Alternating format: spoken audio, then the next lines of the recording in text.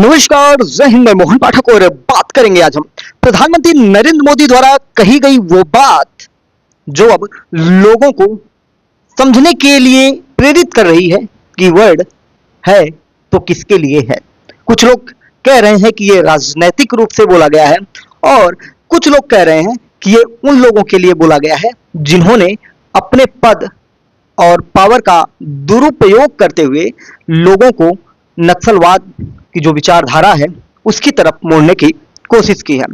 आपको बता दें कि ये चर्चा का विषय उठा कहां से, क्योंकि प्रधानमंत्री नरेंद्र मोदी ने अपनी स्पीच में जो 15 अगस्त को उन्होंने दी थी, उस स्पीच में उन्होंने इस शब्द का जिक्र किया कि अब हमें दिमागी नक्सलवाद से छुटकारा पाना है।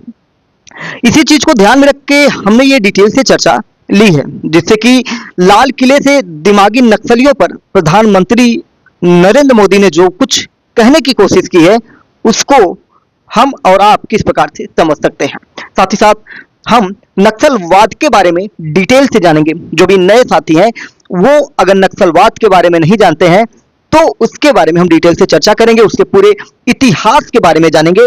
साथ ही साथ जो पुराने हैं वो जानते भी हैं तो एक बार फिर से अपने उन चीजों को दोहरा लीजिए।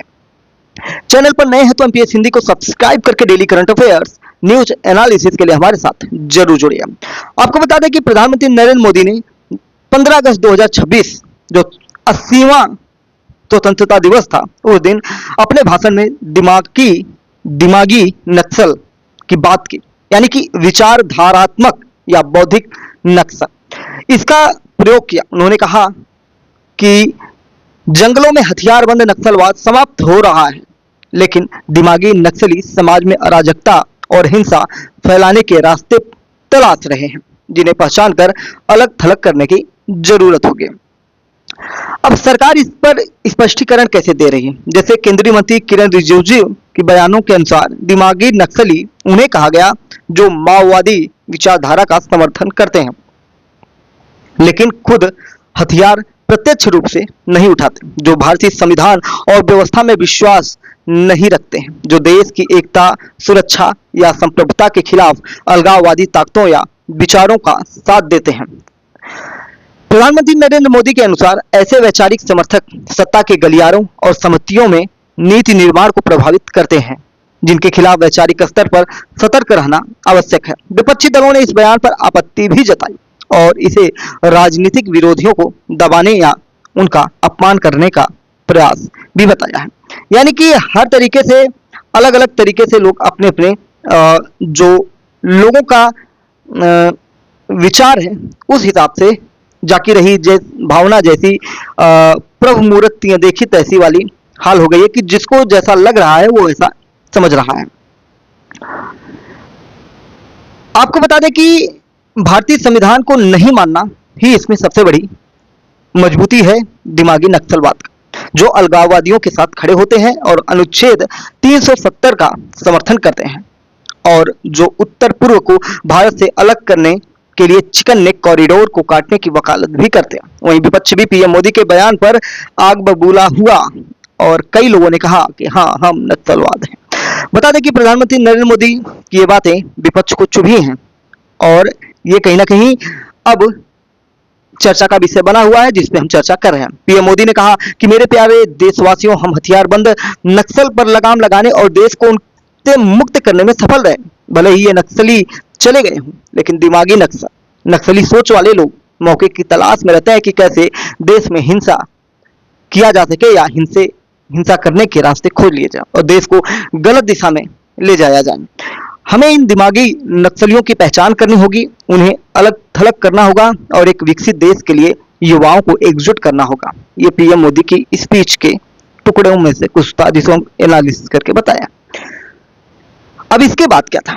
कांग्रेस तो छोड़ने वाली नहीं थी, कांग्रेस आ गई फ्रंट पर। कांग्रेस ने प्रधानमंत्री नरेंद्र मोदी की इन बातों की आलोचना की और दिमागी नक्सलियों के खिलाफ उनकी चेतावनियों को खोखली राजनीतिक बयानबाजी करार दी।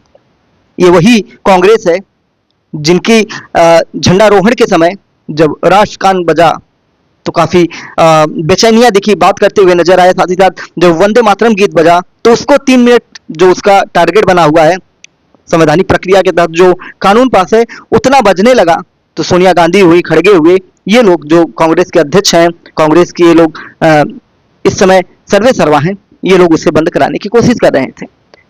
तो क्या ये लोग खुद से अपने आप को दिमागी नक्सलियों के रूप में तौल रहे हैं?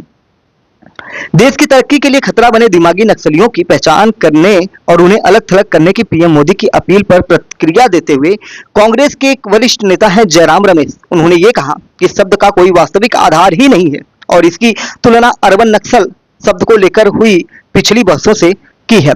जयराम रमेश ने आरोप लगाया कि 2-3 साल पहले उन्होंने अपने राजनीतिक विरोधियों को अर्बन नक्सल कहा था। किसको? प्रधानमंत्री मोदी ने अपने विरोधियों को कहा था। उस समय संसद में यह सवाल उठा था कि अर्बन नक्सल की परिभाषा क्या है, तो गृह मंत्री ने जवाब दिया था कि अर्बन नक्सल जैसी कोई चीज नहीं है और न ही इसकी कोई परिभाषा है। आज प्रधानमंत्री लाल किले से अपने राजनीतिक विरोधियों के लिए मेंटल नक्सल यानी कि विचारधारा वाले नक्सल शब्द का इस्तेमाल कर रहे हैं। इसके आगे जयराम रमेश ने यह भी आरोप लगाया कि केंद्र सरकार अक्सर अपने आलोचकों को बुरा भला कहती रहती है, लेकिन बाद में उन्हीं नीतियों को अपना लेती है जिनकी वे वकालत करते हैं। असलियत यह है कि जिन लोगों को वे अर्बन नक्सल कहते हैं, उन्हीं के उठाए मुद्दे और मांगों को वो आखिरकार मान भी लेते हैं। उन्होंने जाति जनगणना के विचार को अर्बन नक्सल सोच बताकर खारिज कर दिया था। फिर भी 1 साल पहले उन्होंने जाति आधारित जनगणना की घोषणा भी कर दी। पहले आप अपमानजनक बातें कहते हैं और फिर उन्हें अर्बन नक्सल या मेंटल नक्सल कहते हैं, लेकिन बाद में आप उन्हीं मांगों को मान लेते हैं जो आपके राजनीतिक विरोधी कर रहे थे। 12 साल बाद भी उनके राजनीतिक भाषण में कुछ भी नया नहीं है। ये जयराम रमेश ने अपनी बातें कही। किरण रिजिजू के बारे में हमने अभी चर्चा की कि उन्होंने इसकी परिभाषा देने की कोशिश की है, तो आइए थोड़ा इस पे डिटेल से जानने की कोशिश करें कि किरण रिजिजू ने अपनी क्या बातें कही हैं। कांग्रेस नेता पी चिदंबरम समेत विपक्ष के कई नेताओं की तीखी टिप्पणियों के बाद ये चीजें अब किरण रिजिजू ने अपने एक्स पर इस पर सफाई दी। रिजिजू ने अपने पोस्ट में साफ किया कि दिमागी नक्सल शब्द का इस्तेमाल विशेष रूप से उन लोगों के लिए किया गया जो माओवादियों का समर्थन करते हैं और भारतीय संविधान में विश्वास नहीं रखते, अलगाववादियों के साथ खड़े रहते हैं और हमारे भारतीय भूभाग जम्मू कश्मीर में अनुच्छेद 370 की वकालत करते हैं, यानी कि समर्थन करते हैं। आपको बता दें कि बहुत सारी चीजें हैं जिनको जानने की जरूरत है और बहुत सारी बातें हैं जो हमें समझने की जरूरत है। आइए चलिए हम जानते हैं कि नक्सलवाद होता क्या है। नक्सलवाद की चर्चा प्रधानमंत्री मोदी की स्पीच से फिर से आ गया है, तो आइए इसको हम डिटेल में जानने की कोशिश करते हैं कि नक्सलवाद खैर होता क्या है, इसकी शुरुआत कैसे हुई और 1967 से पश्चिम बंगाल से जो इसकी चीजें निकल के आई उसके बारे में जानेंगे, तेलंगाना में जानेंगे, अम्बेडकरवादी विचारधारा के बारे में जानेंगे, सब कुछ जानने की कोशिश करेंगे। फिर से एक बार याद दिला दें, चैनल पर नए तो चैनल को सब्सक्राइब करिए, दोस्तों में वीडियो को शेयर करिए और सबको कुछ ना कुछ सीखने का अवसर मिले एमपीएस हिंदी पर, यही हमारा मकसद होता है। तेलंगाना के गांव में भले ही हंसिया हथौड़े वाले पुराने स्मारक आज भी सड़कों के किनारे दिख जाते हैं, लेकिन अब दलित बस्तियों में चौक चौराहों पर BR अम्बेडकर की प्रतिमा ज्यादा दिखती है, वो भी एक दिशा में कहीं पे हाथ खड़े किए हुए। इसके अलावा कहीं कहीं शिवाजी और विवेकानंद की नई नई मूर्तियां भी आपको देखने को मिल जाती हैं। अब ये दिखाता है कि यहाँ अलग अलग विचारधारा अपने प्रतीक, चिन्हों और संकेतों के साथ अपनी पैठ बनाने के लिए संघर्षरत है। यानी कि कोई अम्बेडकरवादी विचारधारा का है, कोई शिवाजी और विवेकानंद की विचारधारा का है और हर जगह पर अपनी अपनी विचारधारा को लागू करने की कोशिश होती है। अब वहीं अम्बेडकरवादी विचारधारा का प्रतीक नीला रंग 1990 के दशक से ही वामपंथी प्रतीक लाल रंग को पीछे छोड़ रहा है। शिवाजी और विवेकानंद की मूर्तियों का पूरे तेलंगाना में दिखना अपेक्षाकृत नई तस्वीर है। इनमें से अधिकांश मूर्तियां उभरती हिंदुत्ववादी ताकतों ने स्थापित की हैं। 1990 का दशक खत्म होते होते तेलंगाना में सशस्त्र संघर्ष लगभग समाप्त हो गया था। हालांकि बस्तर में मौजूद शीर्ष माओवादी नेतृत्व भी फिर से तेलुगु बोलने वालों के नियंत्रण में ही रहा।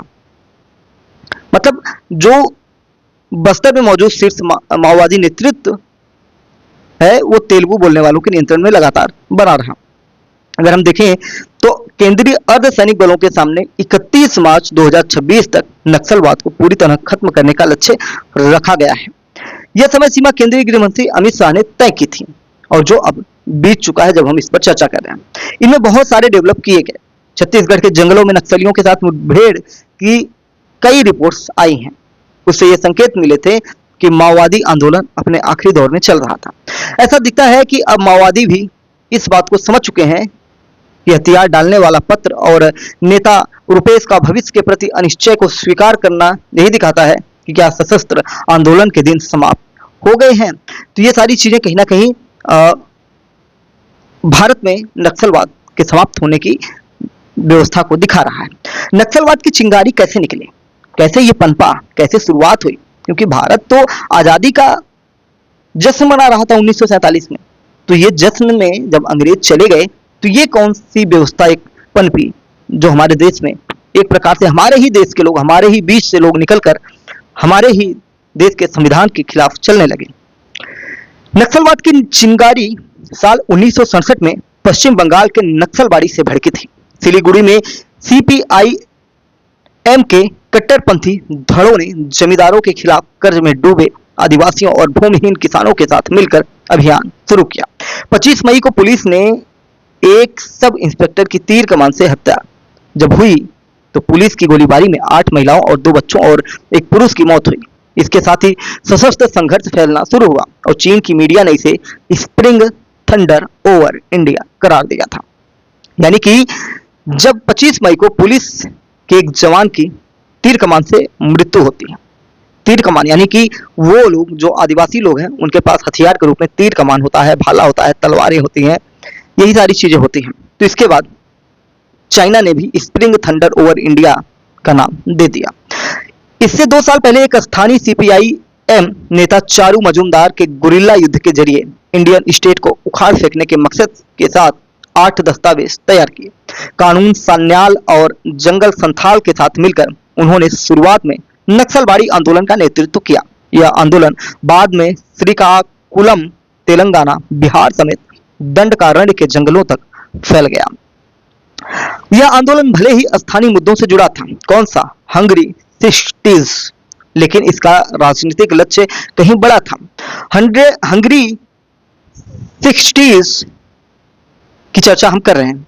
चीन के उदाहरण को ध्यान में रखते हुए सशस्त्र क्रांति के जरिए सत्ता पर कब्जा करना। सीपीआई-एम के रेडिकल धड़े ने अपना आधार बढ़ाने के लिए आदिवासियों की शिकायतों पर ध्यान केंद्रित किया। साल 1968 की केंद्र सरकार की एक रिपोर्ट में कहा गया, इस अशांति का मूल कारण आदिवासियों के हितों की रक्षा के लिए बनाए गए कानूनों का सही तरीके से लागू नहीं होना है और जब तक इस पर ध्यान नहीं दिया जाता तब तक उन आदिवासियों का भरोसा जीतना संभव नहीं होगा जिनका नेतृत्व चरमपंथियों ने अपने हाथों में ले लिया है। इतिहासकार सुमंत बनर्जी ने हंगरी 60s की व्याख्या की है। उनका कहना है कि सूखा संकट, मुद्रा अवमूल्यन, मंदी ने उग्रवाद के लिए उपज जमीन तैयार की कि एक ऐसी उपजाऊ जमीन तैयार हुई जहां इसको पनपाया जा सके। वैश्विक तौर पर भी देखें तो 1960 का दशक आंदोलनों का दशक था। प्रेरणा मिलती गई दूसरे आंदोलनों से। सशस्त्र आंदोलन बनाम संसदीय रास्ता क्या था? तो सशस्त्र संघर्ष पर बहस नक्सलबाड़ी से पहले ही शुरू हो चुकी थी। तेलंगाना किसान सशस्त्र संघर्ष के दौर की आंध्रा थीसिस 1960 के दशक तक जारी रही। 1951 में सीपीआई की रणनीतिक लाइन ने ग्रामीण पार्टीशन वार को शहरी हड़तालों के साथ जोड़ने का आह्वान किया था। सीपीआई-एम के सह संस्थापक पूचालापल्ली सुंदरैया ने आपातकाल के दौरान आरएसएस के साथ सहयोग के विरोध में और 1951 के रणनीतिक लाइन में तय पार्टीशन वार पर प्रगति न होने व पार्टी का गुप्त विंग बनाने में असफल रहने के कारण अपने पदों से इस्तीफा दे दिया था। सुंदरैया, मकनेनी, बसवपुन्नैया और बीटी रणदीवे के बीच भूमिगत काम और हिंसक रास्ते को लेकर मतभेद थे। बाद में सीपीआई-एम ने मकनेनी बसवपुन्नैया के नेतृत्व में अपनी नीति में संशोधन करते हुए शांतिपूर्ण रास्ता अपनाया। साल 1964 में सीपीआई में टूट हुई, जिसके बाद सीपीआई-एम अस्तित्व में आया। तो एक ही नाम से 2 चीजें हैं, सीपीआई और एक सीपीआई-एम। तो जब सीपीआई में टूट होती है तो सीपीआई-एम अस्तित्व में आ जाता है। यह विभाजन मुख्य तौर पर इस बात को लेकर हुआ था कि सोवियत यूनियन का अनुकरण किया जाए या फिर चीन का। वहीं सशस्त्र संघर्ष को विकल्प मानने वाले असंतुष्ट नेताओं ने all India coordination committee of communist revolutionaries, जिसे हम AICCCR कह सकते हैं, इसे बनाया गया, जो साल 1969 में CPIML बन गई। अब हम थोड़ा सोवियत यूनियन से चीन तक की जानकारी देखते हैं कि क्यों इन विचारों को लेकर दोनों में मतभेद हुआ, CPI और CPIM में। 1960 के दशक के अंत में सोवियत यूनियन का प्रभाव कम होता चला गया। साल 1951 में स्टालिन से मिलने के बाद तेलंगाना का सशस्त्र संघर्ष खत्म करने का निर्णय लिया गया था। इसी बीच चीन में 1949 में हुई क्रांति ने रेडिकल्स को प्रेरित किया। माओ भारतीय रेडिकल्स के लिए एकजुट होने वाली ताकत बन गए और उनका प्रभाव इतना हो गया कि चारू मजुमदार ने यहां तक कह दिया कि चीन का चेयरमैन हमारा चेयरमैन है। अब सोचिए किस लेवल पर विद्रोह जा चुका था। कोलकाता का प्रेसिडेंसी कॉलेज नक्सल हब हुआ करता था, जो मध्यम वर्ग के युवाओं को अपनी ओर खींचता था। यहाँ तक कि दिल्ली के सेंट स्टीफन्स जैसे इलीट कॉलेज के स्टूडेंट भी किसानों को एकजुट करने के लिए गांव-गांव तक पहुंच गए। पश्चिम बंगाल में CPI और CPIM की भागीदारी वाली संयुक्त मोर्चा सरकार और बाद में कांग्रेस ने भूमि सुधारों और कठोर पुलिस कार्रवाई दोनों से जवाब दिया। साल 1972 तक माओवादी आंदोलन कमजोर पड़ गया, लेकिन आंध्र प्रदेश के श्रीकाकुलम में शिक्षित युवाओं को ये आंदोलन साल 1975 के आपातकाल तक अपनी तरफ आकर्षित करता रहा। बाद में कानू सान्याल ने स्वीकार किया इस विद्रोह में संगठनात्मक जनाधार और सैन्य ज्ञान की कमी थी। अब हम बात करेंगे पीपल्स वार और MCC का जन्म। अक्टूबर 1977 में कोंडापल्ली सीतारमैया के नेतृत्व में रेडिकल स्टूडेंट यूनियन और रेडिकल यूथ लीग की स्थापना हुई।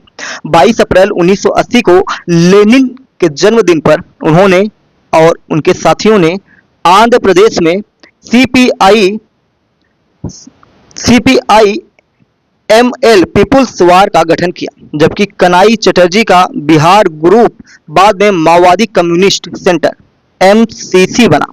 दोनों ने ही संसदीय राजनीति को खारिज कर दिया और तत्काल सशस्त्र अभियान का आह्वान किया और भूमिगत संगठन बनाने पर जोर दिया। उन्होंने दलित और आदिवासी का मजबूत आधार तैयार किया और कुबाड़ गांधी जैसे शिक्षित मध्यम वर्गीय लोगों को भी आकर्षित किया। उन्होंने भूमि के पुनर्वितरण, बंधुआ मजदूरी को खत्म करने, वन उत्पादों के उचित दाम और शोषण करने वाले टैक्स के अंत के लिए लड़ाई लड़ी। अब हम तेलंगाना से दंडकारण्य का सफर आपको सुनाते हैं। सीतारमैया ने आधार तैयार करने के लिए दंडकारण्य में कॉडर भेजे। माओवादियों ने आधुनिक खेती सिखाई, शोषण का विरोध किया और आदिवासियों का भरोसा जीता। पिनाका पाड़ी की जनता नाराज्यम दंडकारण्यम में लिखा है कि 1980 के दशक में बस्तर में मजदूरी का भुगतान और आधुनिक तरीके से धान की खेती का अता पता नहीं था। इन्हें पता ही नहीं था कि आधुनिक धान की खेती कैसे की जाती है, मजदूरी कैसे ली जाती है, इसका भुगतान कैसे होता है। भोजन में सब्जियों में केवल साग तक ये सीमित थी और दूसरी फसल उगाने का कोई चलन ही नहीं था। माओवादी नई तकनीक लेकर आए। उन्होंने सहकारी समितियां बनाई, स्कूल, तालाब और कुएं बनवाए, ऐसा इसमें कहा गया। तेलंगाना का वारंगल रीजनल इंजीनियरिंग कॉलेज अभी NIT है, एक तरफ से भर्ती का केंद्र बन गया था और इसी वजह से इस कॉलेज को रेडिकल इंजीनियरिंग कॉलेज कहा जाने लगा। CPI माओवादी महासचिव नंबाला केशव राव समेत कई लोग यहाँ माओवादी आंदोलन से जुड़े रहे। 1980 के दशक में नक्सलियों के नेतृत्व में भूमिहीन किसानों ने जमींदारों की जमीनें जब्त की, जिसके कारण सरकार ने कई क्षेत्रों को अशांत घोषित कर दिया। निजाम के शासन के बाद भी तेलंगाना में सामंतवादी प्रभुत्व जारी रहा। बंधुआ मजदूरी, हिंसक जमींदार, पेतमदारी और अन्य शोषणकारी व्यवस्था बनी रही। रोजगार के मौके कम थे और व्यापक रूप से लोगों में निराशा फैली हुई थी। यही वह समय था जब एंग्री यंग मैन का उदय फिल्मी पर्दे और असली जीवन में भी हो रहा था। गांव में एक निर्दयी जमींदार के खिलाफ शोषित जनता एकजुट हो रही थी और इन सब चीजों ने मिलकर सशस्त्र उग्रवाद के लिए उपजाऊ जमीन तैयार की। नक्सलियों का प्रभाव भूमि संघर्षों के माध्यम से बढ़ता गया। वे जमींदारों की संपत्तियों पर कब्जा करते और उन्हें भूमिहीनों में बांट देते। हालांकि अक्सर ये कब्जाई गई जमीनें बेकार पड़ी रहती, क्योंकि सरकार उन्हें अवैध मानकर भूमिहीनों को खेती करने की अनुमति नहीं देती। सामाजिक वैज्ञानिकों ने नोट किया कि नक्सली एक दबाव वाले ग्रुप के तौर पर भी काम कर रहे थे और इसकी वजह से आदिवासियों और दलितों के हित में उन्होंने कई प्रगतिशील कानून लागू कराने के रास्ते तैयार किए। प्रसिद्ध मानवाधिकार कार्यकर्ता, वकील और पूर्व नक्सल समर्थक के बाल गोपाल के अनुसार बेगार की समाप्ति और न्यूनतम वेतन के करीब भुगतान, ये दो ऐसे अहम बदलाव हैं जो माओवादी आंदोलन के दबाव की वजह से हो पाया था। सोवियत संघ के विघटन और पूर्वी यूरोप में हुए परिवर्तनों के साथ धीरे धीरे बदलाव आए। मार्क्सवाद का आकर्षण काफी हद तक कम हो गया और एक विचारधारा के रूप में उस पर सवाल उठने लगे। 1990 के दशक में वैश्वीकरण ने सामाजिक और आर्थिक ढांचे को बदल दिया। आंध्र प्रदेश में आईटी बूम, आईएस राजशेखर रेड्डी की फीस रीइंबर्समेंट योजना और बढ़ती कल्याणकारी योजनाओं ने ग्रामीण युवाओं को नई आकांक्षाएं दी, एक उम्मीद दी। सामाजिक कल्याण हॉस्टल जो कभी भर्ती का केंद्र माने जाते थे, अब उनका महत्व कम हो गया क्योंकि शिक्षा अब निजी हाथों में जाती रही। विश्व बैंक के अनुसार राष्ट्रीय स्तर पर गरीबी 1977 की 59.07% की तुलना में 2022 में घटकर 5.25 रह गई। भारत में हरित क्रांति 1960 के दशक के अंत में शुरू हुई।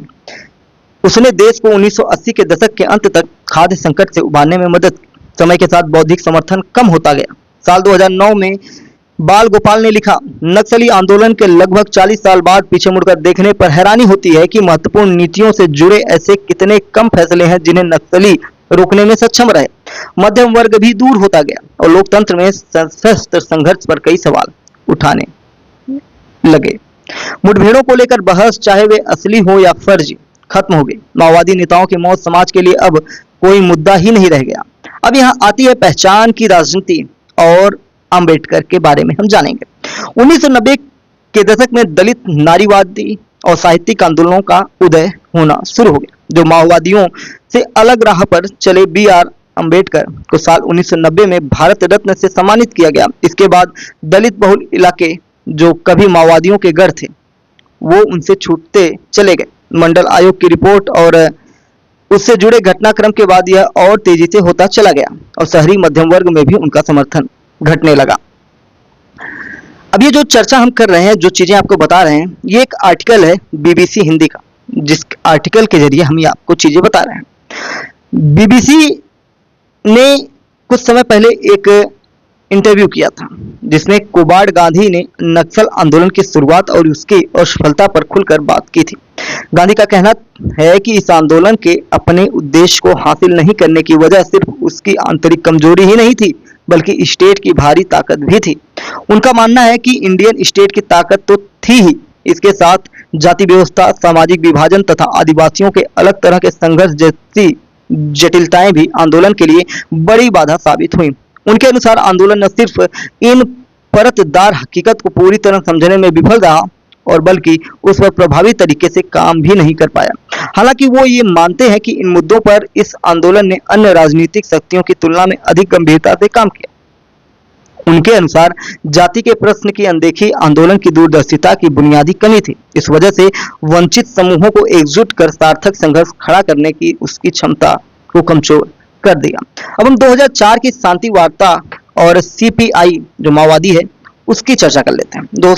2004 में पीपुल्स वार और एमसीसी का विलय होकर सीपीआई माओवादी का गठन हुआ। उसी साल अक्टूबर में आंध्र प्रदेश के मुख्यमंत्री वाई.एस. राजशेखर रेड्डी ने शांति वार्ता की मेजबानी की और माओवादी नेताओं को राज्य अतिथि के रूप में रखा और ये कहीं ना कहीं देश में चर्चा का विषय बना। हालांकि ये वार्ता विफल रही और दोनों ही पक्षों ने एक दूसरे पर अपने फायदे के लिए लाभ उठाने के आरोप लगाए। जैसे जैसे माओवादी जनता का आधार खोते गए, वैसे ही उनका सामाजिक आर्थिक एजेंडा भी सार्वजनिक विमर्श में बेमानी होता चला गया। सरकार ने अब इसे कानून व्यवस्था की समस्या मानना शुरू किया और अर्बन नक्सल जैसे शब्द लोकप्रिय हुए और शहरी नेटवर्क को तोड़ा गया। उनके साथ सहानुभूति रखने वाले कई बुद्धिजीवी अब जेलों में हैं और कुछ गंभीर आरोपों का सामना भी कर रहे हैं। फिर लगातार सैन्यीकरण हुआ और इनका पतन हुआ। कैसे? साल 2000 के बाद सरकार के पास ड्रोन, अत्याधुनिक हथियार और आंध्र प्रदेश की ग्रे हाउंड्स जैसी विशेष बलों के साथ तकनीकी बढ़त थी। छत्तीसगढ़ के में आदिवासी नेतृत्व वाला डिस्ट्रिक्ट रिजर्व गार्ड, जिसे हम DRG कहते हैं, महत्वपूर्ण भूमिका निभाने लगा। 2005 से 2011 के बीच की हम चर्चा करेंगे। सलवा जुडूम का उद्देश्य माओवादियों को खदेड़ना था। हालांकि इसे सुप्रीम कोर्ट ने असंवैधानिक घोषित कर दिया, लेकिन इससे जुड़े कई सदस्य DRG में भी शामिल हो गए। कल्याणकारी योजनाओं, सड़कों और आदिवासी समाज में राजनीतिक विभाजन ने माओवादी गढ़ों को कमजोर कर दिया। साउथ एशिया टेररिज्म पोर्टल के मुताबिक साल 2000 से 2025 के बीच माओवाद से जुड़ी हिंसा में 4,944 माओवादियों, 2,717 सुरक्षा कर्मियों, 4,128 नागरिकों और 252 अज्ञात लोगों सहित कुल 12,041 लोगों की मौत हुई। ये डेटा हम BBC के आर्टिकल से दे रहे हैं। रोटी, कपड़ा और मकान से लेकर जिंदगी न मिलेगी दोबारा जैसी चीजें सामने आई फिल्मों के रूप में। 1963 में फिल्म आई। जब ये आंदोलन शुरू हुआ तो फिल्म थी बंदनी। के युग में ये जो फिल्म आई तो इसमें गरीबी सिनेमा का मुख्य विषय हुआ।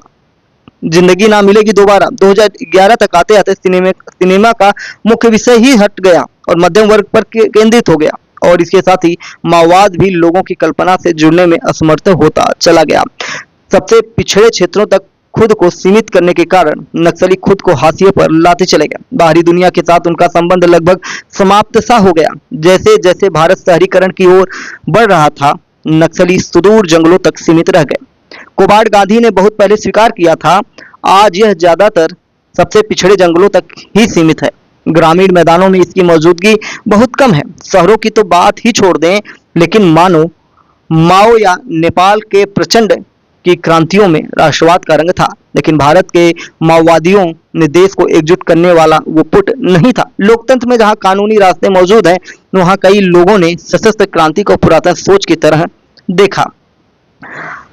अगर हम निष्कर्ष की तरफ बढ़े तो माओ के ये आखिरी सैनिक अब अस्तित्व की लड़ाई लड़ रहे थे। यह देखना बाकी था कि स्टेट बची हुई ताकतों को पुनः एकजुट होने देगा या पूर्ण रूप से खात्मे पर ही जोर देगा। स्प्रिंग थंडर से लेकर आज फीकी पड़ती गूंज तक नक्सलवाद की कहानी भारत की बदलती राजनीतिक, आर्थिक और प्रशासनिक व्यवस्था की भी उतनी ही कहानी है जितनी उन लोगों की जिन्होंने इसे बदलने के लिए हथियार उठाए थे। खैर, हथियार उठाकर संविधान को ताक पर रखकर अपना कार्य करवाना, ये कभी भी भारत को अच्छा नहीं लगेगा। भारत में नक्सलवाद के उभरने और फैलने के प्रमुख कारण आर्थिक असमानता, सामाजिक अन्याय, प्रशासनिक कमजोरी और बुनियादी सुविधाओं का अभाव रहा है। हमने जैसा कि बताया कि इसकी शुरुआत 1967 में पश्चिम बंगाल के नक्सलवाड़ी गांव से हुई थी। इसमें भूमि का असमान वितरण, शोषण यानी कि साहूकारों, जमींदारों और बिचौलियों द्वारा गरीबों, ग्रामीणों तथा आदिवासियों का आर्थिक शोषण कर लेना, उनसे काम करवाकर उन्हें पैसे न देना, पिछड़े और ग्रामीण इलाकों में काम के अवसर न होना, इससे लोग व्यवस्था के खिलाफ हो गए थे। आप देख रहे हैं अब मनरेगा जैसी चीजें चल रही हैं, तो ये उन्हीं चीजों को नियंत्रित करने के लिए आप एक कदम भारत सरकार की मान सकते हैं। आपको बता दें कि विकास और शासन की कमी ने भी नक्सलवाद को बढ़ाया। बुनियादी सुविधाओं का अभाव हुआ। दूर दराज के जंगलों और आदिवासी क्षेत्रों में ऐसी शिक्षा, अस्पताल, बिजली और पक्की सड़कें नहीं हुई। स्थानीय स्तर पर सरकारी कामकाज में लगातार भ्रष्टाचार बढ़ता गया। आम लोगों की सुनवाई नहीं हुई। खनिज और उद्योगों के नाम पर जंगलों की अंधाधुंध कटाई और आदिवासियों का बिना सही मुआवजे के अपने ही जमीन से बेदखल हो जाना भी इस नक्सलवाद को कहीं ना कहीं पनपाया। ब्रिटिश काल से ही जल, जंगल और जमीन पर पारंपरिक अधिकारों का हनन होना, जो आजादी के बाद भी जारी रहा, ऐसा इनका कहना है। चारू मजुमदार और कानू सानियाल जैसे नेताओं द्वारा गरीबों को उनके हक के लिए हथियार उठाने के लिए लगातार हिंसात्मक विचारधारा से प्रेरित किया गया। और ये सारी चीजें आज नक्सलवाद के इतिहास में दर्ज हो चुके हैं। प्रधानमंत्री नरेंद्र मोदी ने अर्बन नक्सल की बात की। वैचारिक नक्सलवाद जो आज भी है, बहुत सारे यूनिवर्सिटी में है, आपके आसपास हैं जो अहिंसा को बढ़ावा न देकर हिंसा की तरफ जाते हैं, अपनी बातें मंगवाने के लिए कानूनों की धज्जियां उड़ाते हैं, संसद को ताक पर रखते हैं, तो ऐसे लोग कहीं ना कहीं वैचारिक नक्सलवाद से ग्रसित हो सकते हैं। और बहुत सारी चीजें हैं, समय समय पर उन चीजों पर भी हम चर्चा करेंगे। और प्रधानमंत्री नरेंद्र मोदी द्वारा जो वैचारिक या दिमागी नक्सलवाद की चर्चा की गई, उसके बारे में हमने डिटेल से चर्चा की। साथ ही साथ नक्सलवाद की शुरुआत कैसे हुई और उसकी समाप्ति के लिए जो भारत सरकार ने टारगेट बनाया, उस पर भी चर्चा की। चैनल पर नए तो एमपीएस हिंदी को सब्सक्राइब करके daily current affairs, news analysis के लिए हमारे साथ जरूर जुड़िए। अपने दोस्तों में, अपने परिवार में, अपने लोगों में इस वीडियो को शेयर करिए, जिससे उन्हें भी ऐसी रोचक जानकारियां प्राप्त होती रहें। जय नमस्कार, भारत माता की जय।